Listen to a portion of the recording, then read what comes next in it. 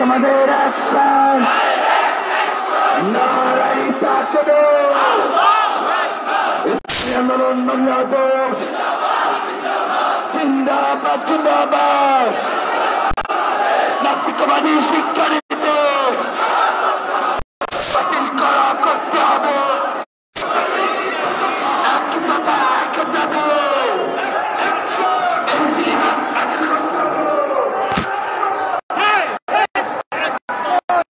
আমার নেতা তোমার নেতা বিশ্বনবী মুস্তাফা ভারতের পণ্য বর্জন করতে হবে, বিশ্বের মুসলিম এক হও লড়াই করো, বিশ্বের মুসলিম এক হও লড়াই করো, বিশ্বনবীর অপমান সৈন্যের আরে মুসলমান মোদী তুই কেন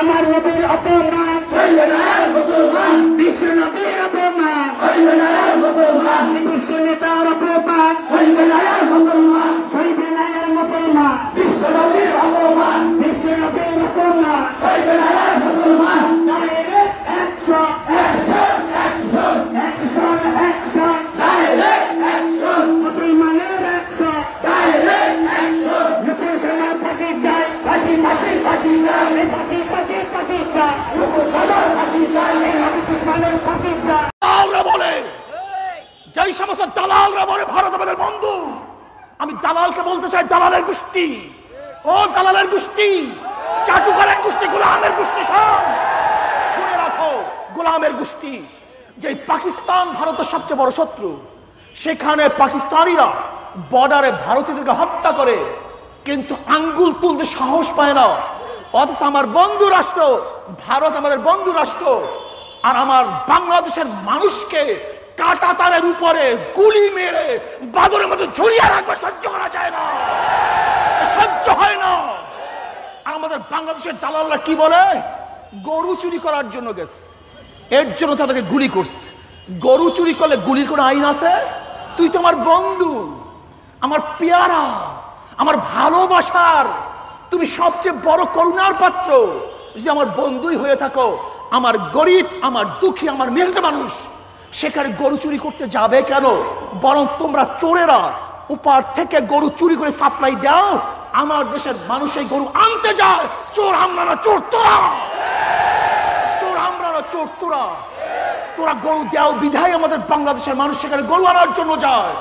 অথচ আমার দেশের মানুষকে, সেই ফেরানিকে কাটা তারের উপরে বাদরের মধ্যে ঝুলিয়ে রাখবে, আর আমরা রক্ত নিয়ে বাঁচবো, এটা সহ্য হয় না, মারা যায়।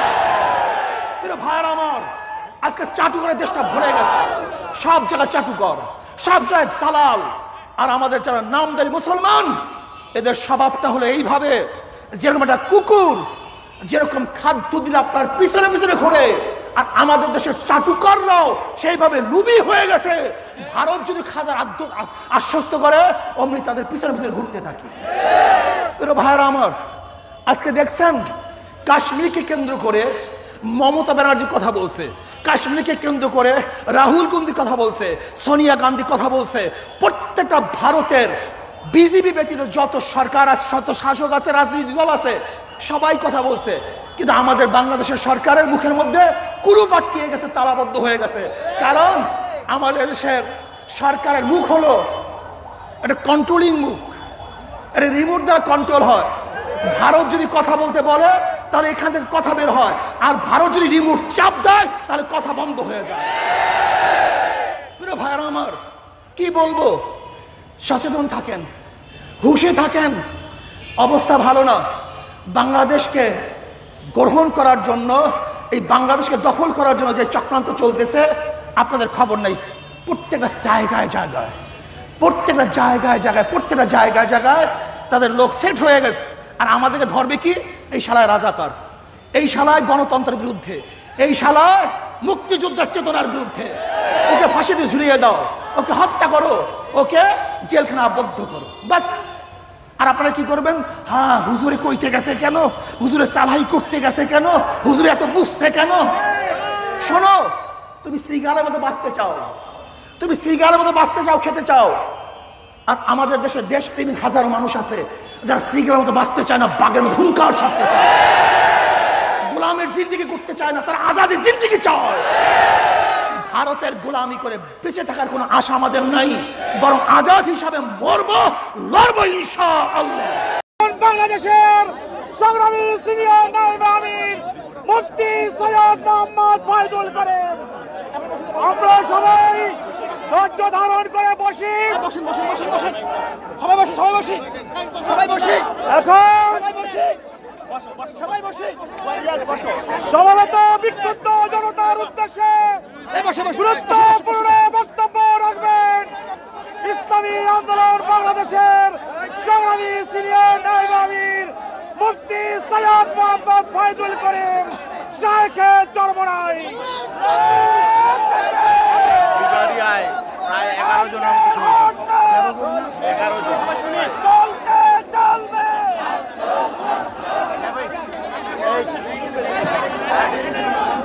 শরীরে শক্তি আছে,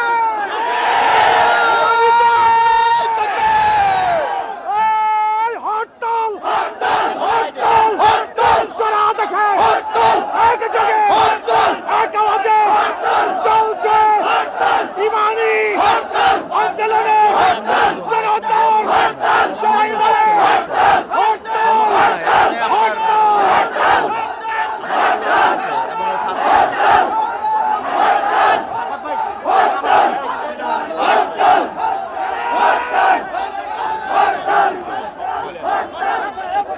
শোনেন, একটা ভ্যাং মাইক আনতে পারলো না। ফেরো ভাইরা আমার,